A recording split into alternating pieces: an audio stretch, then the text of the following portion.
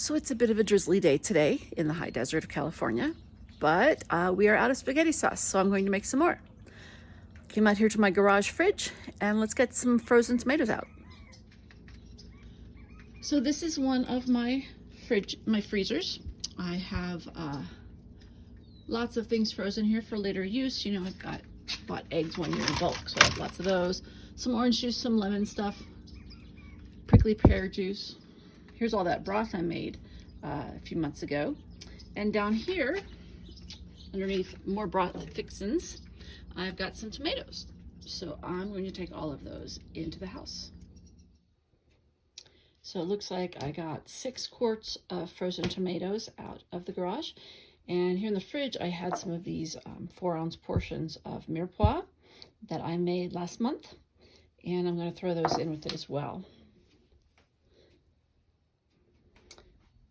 So here I've put all 6 quarts of tomatoes in there, as well as the 4 mirepoix. So I feel like I should point out that my mirepoix is not classic mirepoix.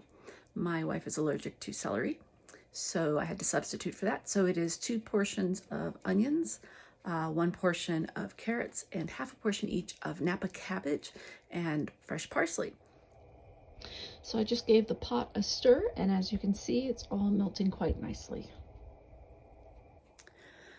So another thing about the mirepoix is that it's already sauteed. When I made it last month, I think it was, when I made spaghetti sauce last time, I browned it in the fat from the ground beef that I browned to add to the spaghetti sauce. So here I am about an hour or so later, and all of the tomatoes have melted. And you can see all the little bits of the mirepoix and some chunks of stuff. I think a tomato. And now I'm just going to turn the heat down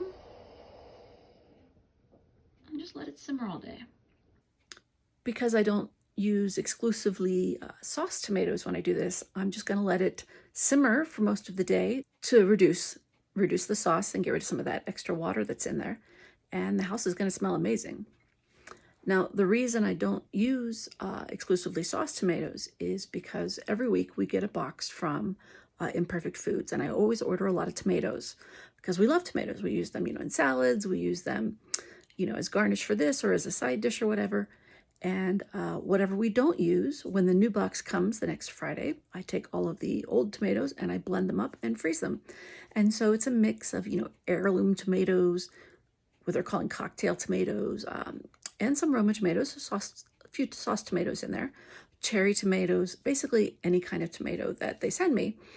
And so I just puree them because I don't think I should let them go to waste.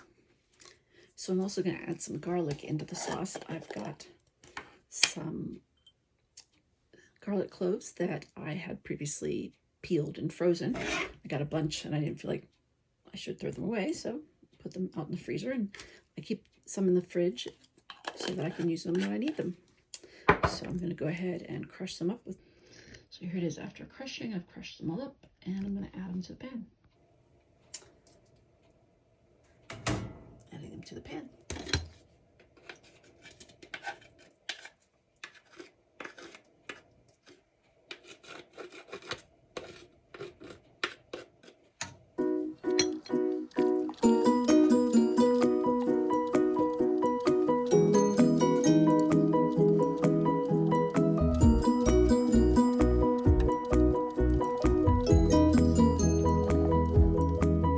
Look how much this is reduced. So now it's time to put the sauce into the crock pot. I'm just putting it here in my sink to make it easier for me to pour. I don't actually use the crock pot in the sink. Then I will let it run overnight on low, and in the morning we'll have really, really thick sauce, and that's when I will add the ground beef to it.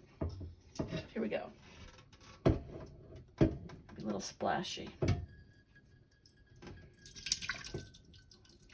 which is another reason for doing it in the sink. There we go. So I'm just going to run it on warm overnight. I don't want to put the lid all the way down because I want to let the stuff evaporate. So I will use those things to hold the lid open a little bit while still protecting it from dust and such. So it's been cooking for 5 hours already. Let's have a look at it.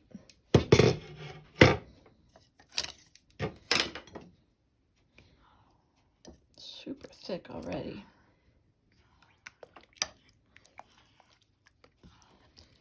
So I think I'm just going to leave it on warm, but I'm going to put the lid on properly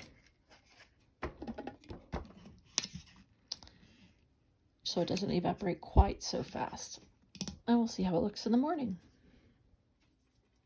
Okay, so as you can see, it's been cooking for 16.5 hours. Last night I turned it down to warm so as not to risk burning it. There's still just a little bit of liquid there, but it's probably okay. Look how thick that is. And this is what I got out of 6 quarts of tomatoes, which is why people usually make sauce out of sauce tomatoes. So I'm going to portion this sauce out and let it cool. And then we will have some of it for dinner tonight, at which time I will brown some ground beef and add it to the sauce then. So thanks for joining me.